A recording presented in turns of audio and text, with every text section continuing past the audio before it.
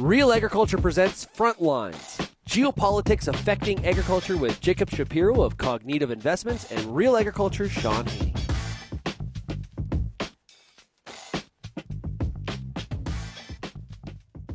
Shaun Haney here from RealAgriculture.com, joined by Jacob Shapiro of Cognitive Investments, based out of New Orleans, Louisiana. It's time for another episode of Frontlines. Jacob, it's great to be back with you. I'd like to say it's good to be here, but I was at the beach most of the earlier portion of this week. I'd rather be there than the front lines, but alas, we have to put food on the table. Yeah, here we are. Okay, let's I think the big news story or one of them, I guess, for this week was and one that really does impact Canadian and American listeners to this podcast is the election in Mexico. And it was really going to be one of two women that were going to win, that were, in the favorites to take this. And I guess what's your reaction to the result that we saw earlier this week? Well, first of all, I'm going to have to find something new to talk about. So if any of your listeners have seen me on the road in the last 12 months, they know that the penultimate point of all my presentations has been the Mexican election is the most important thing in the world for U.S. and Canadian farmers. Full stop. It's more important than China. It's more important than World War III. It's more important than the Middle East. So I'm going to have to find something else to say what's important with. I'm pretty contrarian here because I think this is net positive for Mexico overall. Now, that doesn't mean it's going to be net positive for Canadian and American agricultural producers, and we can talk about that a little bit more. But let me explain what I mean. I say that I'm contrarian because I don't think Sheinbaum is that bad for the country at all. Go back and look at all of the coverage of Mexico around when AMLO won. It was all, he's the Trump of the tropics. He's going to usurp the Constitution. He's never going to give up power. He's going to be a dictator. He didn't do any of that stuff. Now, he is ideological. He's a pretty weird guy. I don't know if you remember when he went and visited Trump, he brought amulets to ward off disease and things like that. Oh, yeah. He was posting about some mythical figure that he thought they discovered when they were building infrastructure or trains or railroads or something like that in some of the southern portions of Mexico. So he's a strange guy. And, he went back on some of his campaign promises. He came into power thinking he was going to literally hug the cartels away and consider legalization of drugs, or at least lowering sentences and things like that. In the end, he ended up building a National Guard with soldiers to go after crime. So the reality is sort of impinged upon him. But I think there's two things that he and Sheinbaum and Morena have really captured in the Mexican imagination. Number one, they go after corruption. So the guy that AMLO replaced, Peña Nieto, was incredibly corrupt. His administration was an incredibly corrupt one. And both AMLO and have gone after corruption. People appreciate their authenticity, even when they disagree with them. Second of all, NAFTA was good for Mexico in a lot of ways. It generated a lot of growth and a lot of wealth. But free trade, especially in the early innings when you're an early adopter, also exacerbates wealth inequality. And Mexico was already pretty unequal to begin with.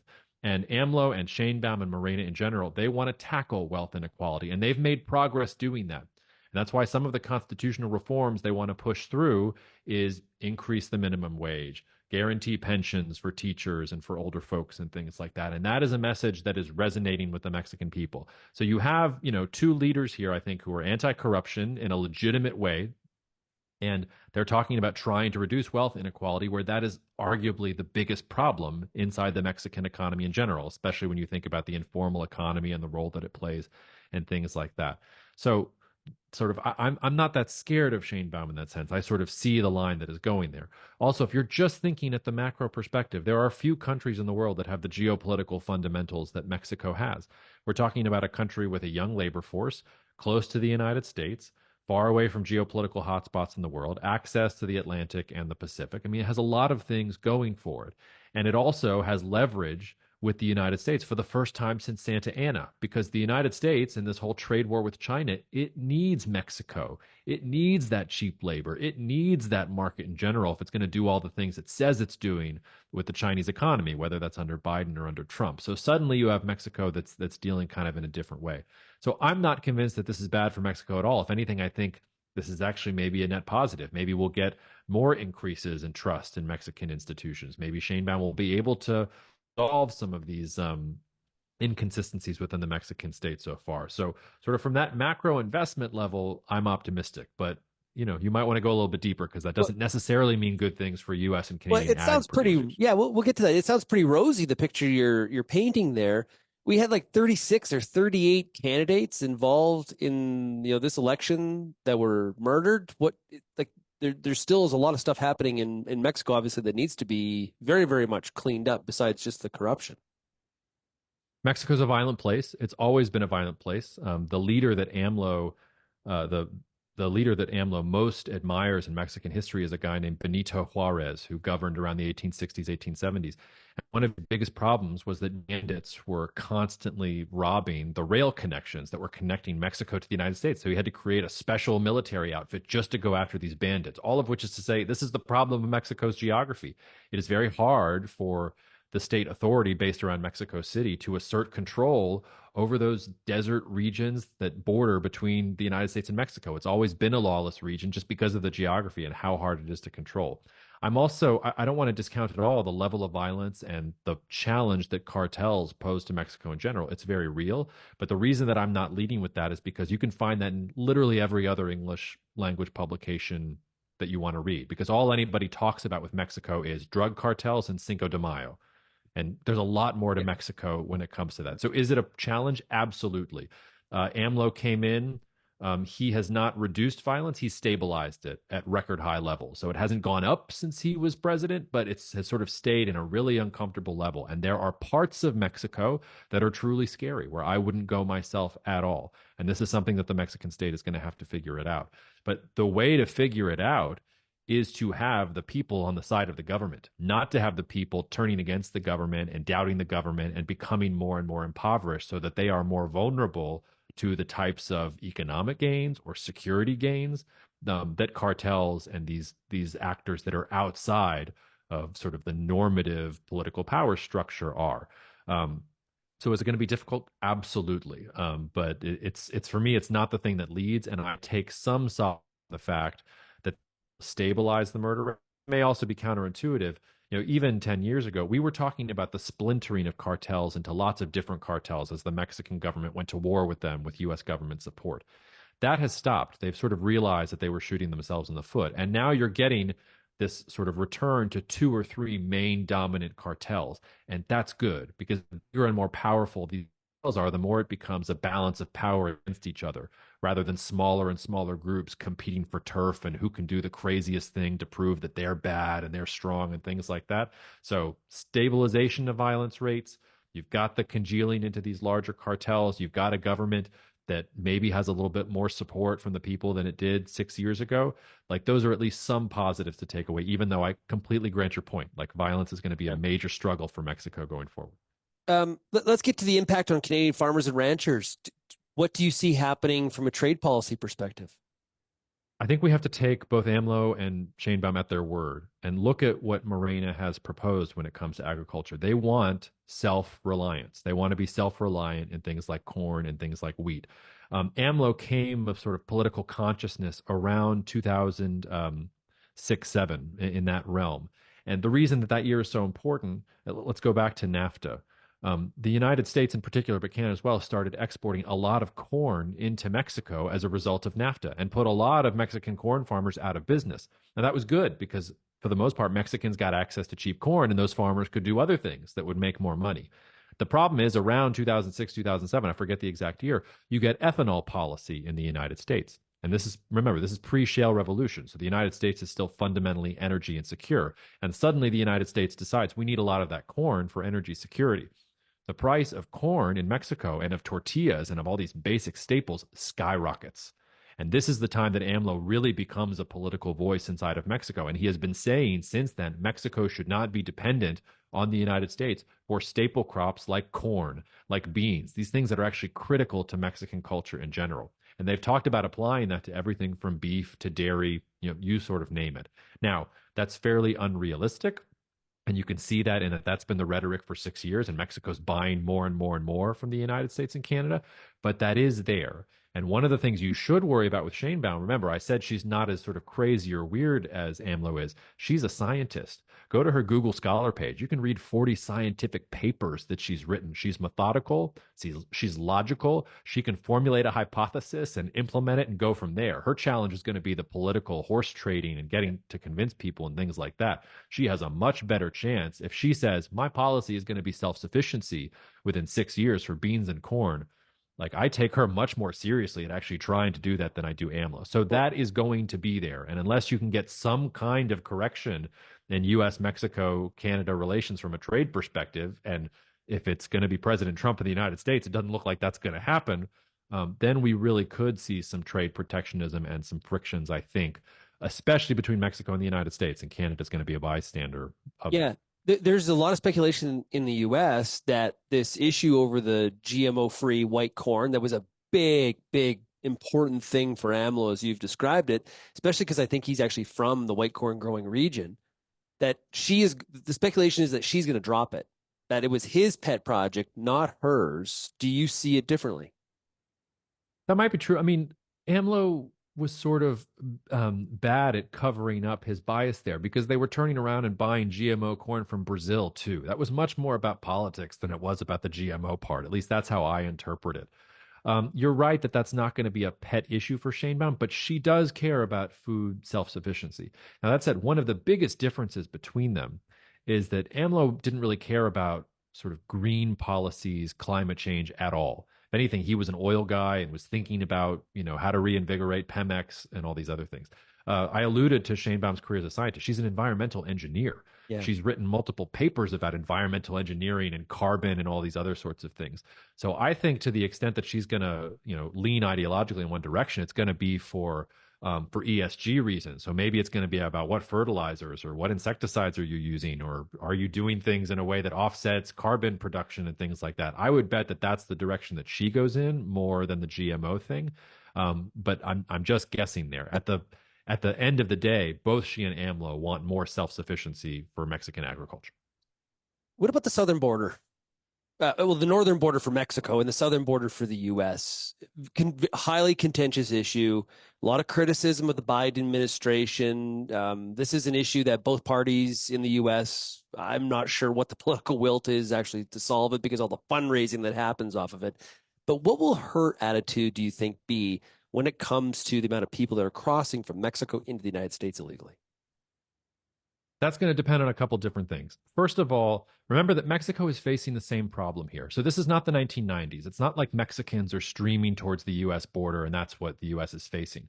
If you look at migrant arrivals at the southern border of the United States and of Mexico, just in the last couple of months, the biggest nationalities we're talking about are Venezuela, Ecuador, Guatemala, Honduras. So things are coming up, and even Colombia. We're coming up from South America. They're making their way perilously through the Darien Gap, getting to Mexico, then crossing into Mexico to get to the United States.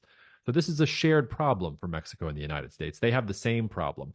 And that problem, I think, is in part the United States bears some of the culpability here because the United States has been worried about Europe and Russia and the South China Sea and the Middle East. And it has completely neglected its own backyard, the Western Hemisphere. And in all of these countries that I just mentioned, Colombia, Ecuador, Venezuela, you've got massive amounts of political instability. And that's what's driving those migration flows forward. So if it's Biden, Sheinbaum and Biden should be able to work together on migration because they have similar priorities. Now, Biden's not going to be able to get anything through Congress, but Sheinbaum and Biden can probably work together on that. Trump is a wild card because Trump has used the migration issue over and over and over again. He's used the border fence over and over and over again. He's threatened to declare war on the cartels and to deploy U.S. military assets into Mexico against Mexico's will to go after the cartels. Now, maybe that's all part of his, grand negotiation and posturing and things like that. But I think that's going to be a much more difficult thing for Sheinbaum to stomach. And here's another area where Sheinbaum and AMLO are really different. AMLO had a good relationship with Trump. They are both weirdos. They're both populists. I'm sure Trump happily accepted the amulets. That's not Sheinbaum. She's a woman, number one. She's a scientist, number two. When I think of former world leaders that she reminds me of, it's Angela Merkel. And we all remember what Trump's relationship was like with somebody like Angela Merkel. So I'm a little bit worried about what this looks like if you get a Trump White House thinking about migration and how Mexico is going to have to react because they're probably going to have to deal with it very differently than if it's Biden and if they have a partner there. Okay. Do you you've mentioned the similarities and the differences. Is she an extension? Like, is she like his political protege? How would you describe their relationship? Because when I've read some mainstream news, articles about this election win, I've seen a not exactly a clear picture of that. He supported her, but how closely tied is she actually to him? She's pretty close to him. Like when he was mayor of Mexico City, she served underneath him. So she's been with him for a long time. But again, this is where I think it's important to think about Mexican history. From roughly, early 1920s until 2000, Mexico was a single party dictatorship under the PRI. It's only been for the last 24 years that Mexico has really had a functioning democracy. So it's a very young democracy, and it's not a population that has embraced democracy in the same way that Canada has or that the United States has. All of which is to say, Morena looks like it wants to be a single party dictatorship to me. But that's about the party and the movement, not about the man. And that's why go back to what I said about AMLO admiring Benito Juarez. What he admired was that Juarez created a movement. He calls it the fourth transformation of Mexico. He thinks of himself as setting off an avalanche, not as who has to apply everything in general. So I think Sheinbaum absolutely is committed to Morena. She has shown in the past that she is loyal to AMLO and agrees with him on a lot of different things, but she's also disagreed with him in places. And at the end of the day, when she gets into power, she will be calling the shots, not him. Now, he can say things and he can cajole politicians and things like that, but ultimately, he decided not to be the authoritarian. He is riding off into the sunset and hoping that what he created in Morena will outlive both him and Sheinbaum and will transform Mexico in some fundamental way. And that, I believe, is what she has her allegiance to. Also, do not underestimate the skill of politicians. Like Sheinbaum couldn't have gotten to where she was if she wasn't a very skilled politician in her own right. So she doesn't have his charisma. She doesn't have his strengths. She's got her own strengths. And I think once you see that she's sort of in the driver's seat, she'll do what she wants to do. To give you a good sort of analogy of this, think about the United States government under John F. Kennedy with Lyndon B. Johnson as vice president. Johnson had to do whatever the Kennedys wanted. He was the butt of all the Camelot jokes and things like that. When Kennedy is tragically assassinated, suddenly he snaps into gear and he has all his own priorities because he's the top dog. I expect a similar sort of dynamic here. Like she has loyalty to Morena and loyalty to the principles, and she admires the man, but she'll be her own woman. And if you think she's not, I don't know. I think you're underestimating her. Okay, great insight. Something I didn't ask earlier that I wanted to was China. And this is again looking at it from a U.S. perspective. A lot of concerns about China doing the friendshoring thing. Setting up factories and infrastructure assets in Mexico to be able to access the USMCA Kuzma agreement. How does she steer through this multipolar world between the U.S. and China? That will depend much more on the United States than it does on her. Porfirio Diaz, who's an old Mexican dictator from the early 1900s, is reputed to have said, "Poor Mexico, so far from God, so close to the United States." That's true. 80% of Mexican trade happens with the United States. So no matter how much a Mexican leader wants to diversify and maybe play China and the U.S. Off of each other, it can't really do that. Now, you're exactly right. A lot of Chinese trade is now not coming into the US directly. It's coming in the back door through Mexico. And that's going to be a problem for both Biden and for Trump, no matter who wins. How those two gentlemen deal with the problem, though, is going to be completely different. So Biden's going to be more multilateral. He's going to go through USMCA. He's not going to threaten tariffs. He's going to try and work with the Mexican government because he'll know that it's actually not in Mexico's interest for China to be dumping all of those goods into Mexico in that way. Trump, we've already seen what he wants to do. He wants 60% tariffs on everything coming in through China, and he's threatened blanket 10% tariffs on every single country in the world. Now, how that works legally, it's going to be interesting to find out. And again, maybe it's part of his bargaining and positioning and things like that.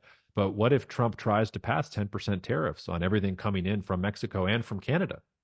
How is Sheinbaum going to have to react to that? Well, she's going to have to do as much as she can to push back against the United States government there, and then maybe some of that integration is going to go away. So I think that's really, she doesn't have a lot of agency there.